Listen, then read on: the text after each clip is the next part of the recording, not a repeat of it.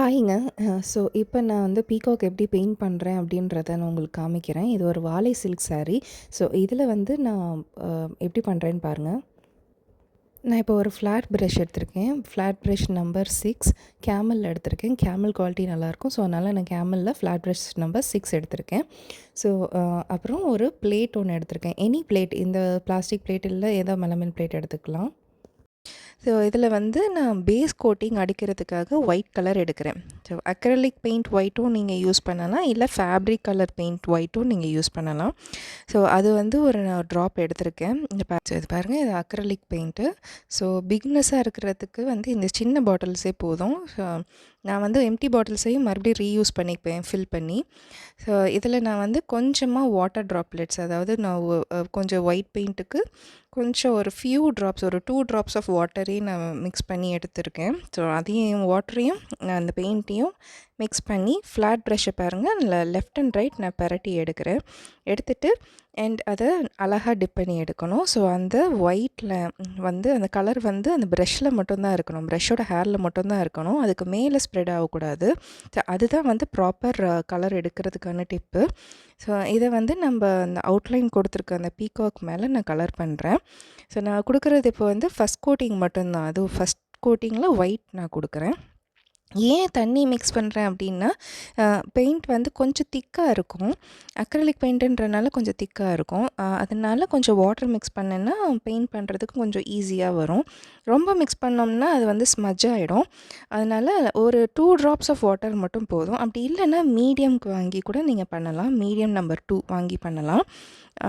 இப்போ நான் ஒரு ஃபர்ஸ்ட் கோட்டிங் முடிச்சிருக்கேன். இது ட்ரை ஆனதுக்கப்புறமேட்டு தேவைப்பட்டால் நான் இன்னும் கொஞ்சம் ஒயிட் கலர் கொடுக்குறேன். பிகாஸ் எனக்கு பேஸ் வந்து கொஞ்சம் ஸ்ட்ராங்காக இருந்தால் தான் அடுத்த கலர் கொடுக்கும்போது கொஞ்சம் நல்லாவும் வரும். ஒயிட் கலர் இப்போ போட்டிருக்கு அண்ட் அது காஞ்சும் ஆகிடுச்சு. கொஞ்சம் ஓரளவு லைட்டாக வெட் பண்ணிவிட்டு நான் இப்போது ஒரு ரவுண்ட் ப்ரஷ் எடுத்திருக்கேன். Round brush number 0. 0வில் கேமல் ப்ரஷ் தான் நான் யூஸ் பண்ணுறேன். கேமலில் 0 ப்ரஷ் எடுத்திருக்கேன். இதில் வந்து நான் அந்த ப்ளூ கலர் பீகாக்குன்றனால ப்ளூ கலர் நான் எடுத்திருக்கேன். ப்ளூ கலர் எடுத்து நான் அந்த மார்ஜின் ஃபுல்லாகவுமே அந்த அவுட்லைன்ஸ் போட்டுட்ருக்கேன். அவுட்லைன் வந்து ப்ளூ கலரில் போட்டு அது ஒரு ஃபினிஷ்க்கு நான் கொண்டு வரேன்.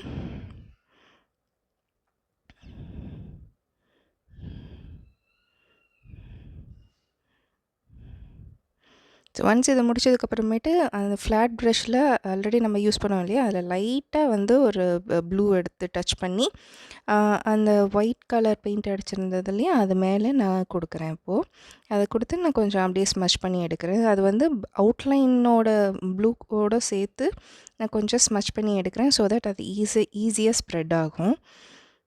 பாருங்கள், அந்த அவுட்லைன்ஸை நான் டச் பண்ணி தான் நான் எடுக்கிறேன்.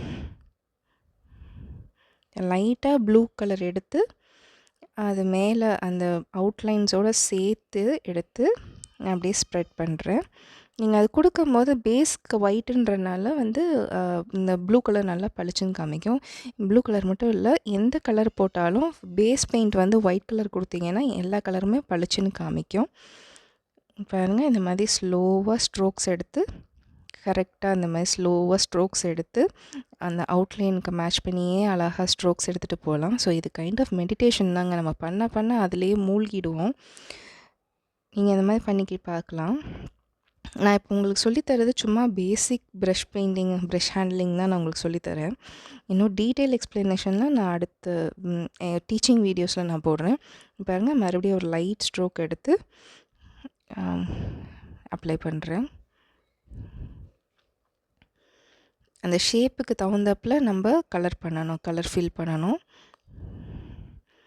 அழகாக எடுத்து கொஞ்சம் பெயிண்ட் வெட்டாக இருக்குன்றனால அது நல்லா வரும், அது ஸ்ப்ரெட் ஆகிறதுக்கு. ரொம்ப காஞ்சிருச்சுன்னா கலர் பண்ணவே வராது.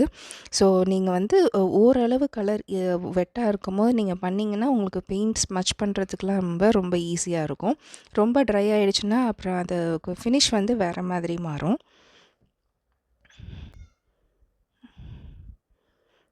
எனக்கு வந்து நான் அது என்னோடய ஃபினிஷ்க்கு ஏற்றாப்புல நான் கொண்டு வந்துட்டுருக்கேன். எனக்கு எப்போ ஒரு ப்ராப்பர் ஃபினிஷ் கிடைக்கிதோ அதில் நாங்கள் ஸ்டாப் பண்ணிவிடுவேன். எனக்கு சென்டரில் வந்து கொஞ்சம் லைட் ப்ளூ ஷேட் கொண்டு வந்துட்டு சுற்றி இருக்கிற மற்ற இடங்களில் வந்து எனக்கு டார்க் ரீஜியனாக கொண்டு வரேன்.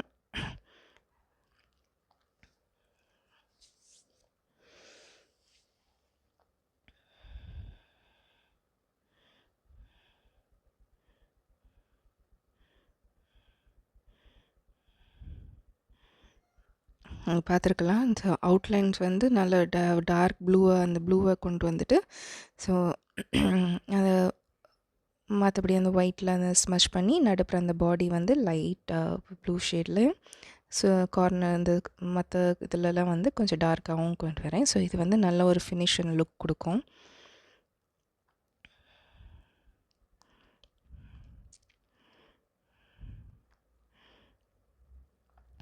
இதில் இன்னும் நிறையா இருக்குது. ஸோ நான் ஆல்ரெடி இப்போ ஃபினிஷ் பண்ண ஒரு பீகாக்கை நான் காமிக்கிறேன். இது இன்னொரு பேரலர் பீகாக்கு. இதை நான் முடித்தது. இது இன்னும் ஃபுல்லாக கம்ப்ளீட் ஆகலை. பட் இதுலேயும் கொஞ்சம் ஒர்க் இருக்குது. ஒன்ஸ் அது ஃபுல்லாக கம்ப்ளீட் ஆனதுக்கப்புறமேட்டு அது எப்படி இருக்குன்றதை நான் சொல்கிறேன். இதில் வெறும் கலரிங் மட்டும் தான் பண்ணியிருக்கேன். இன்னும் ஸ்டோன் ஒர்க்ஸ் இருக்குது. ஸோ அதை முடிச்சுட்டு நான் உங்களுக்கு காமிக்கிறேன். ஸோ பேசிக் பெயிண்டிங் எப்படி பண்ணுறேன் அப்படின்றத நான் உங்களுக்கு காமிச்சிட்டேன். ஸோ இது இந்த சாரியை ஃபுல்லாகவே நான் ஃபினிஷ் பண்ணிவிட்டு நான் உங்களுக்கு எப்படி இருக்குன்றதை நான் உங்களுக்கு காமிக்கிறேன். It's a very beautiful sari. ரொம்ப பார்த்து பார்த்து செஞ்ச ஒரு ஹேண்ட் லூம் செஞ்ச சாரீ அண்ட் பெயிண்டிங்கும் ரொம்ப நல்லா வந்திருக்கு. நான் முடிச்சுட்டு காமிக்கிறேன்.